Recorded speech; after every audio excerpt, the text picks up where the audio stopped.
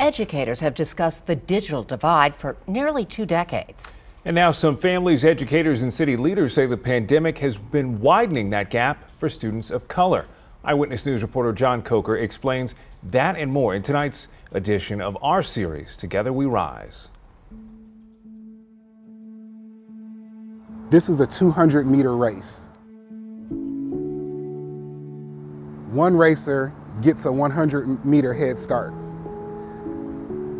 Then I say go, right? So what is the likelihood of that person who started 100 meters behind ever being able to catch up?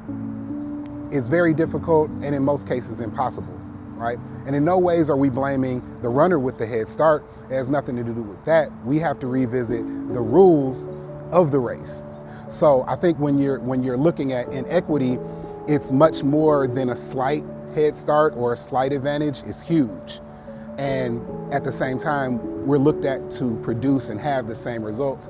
And often, if we don't, the blame is not placed on that head start, which is the system. The blame is placed on the runner who was at a disadvantage.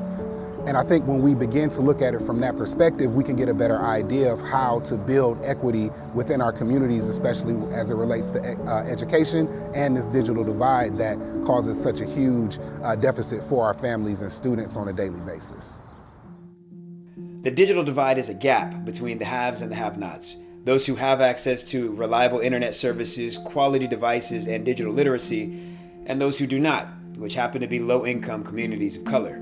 The internet is the great equalizer, but yet we're not all equal.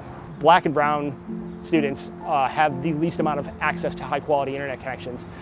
Here in San Antonio specifically, we kind of refer to it almost like digital redlining. You grew up on the west side or the east side or in southwest Bexar County, there's probably a really high likelihood that you don't have a paid internet subscription in your household. And more than likely, if you do have the internet, you're accessing it from a cell phone. In districts like SAISD, which is made up of 95% black and brown students, only 40% of those students have access to reliable internet at home. You're in essence saying, like 30 years ago, hey, you're not allowed to take home your books and study.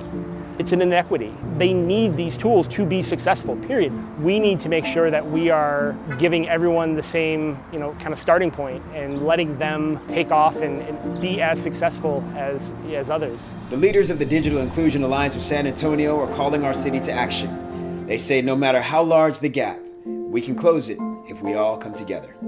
John Coker, KENS 5, Eyewitness News. To see more stories from our series, Together We Rise, just go to kens5.com/rise.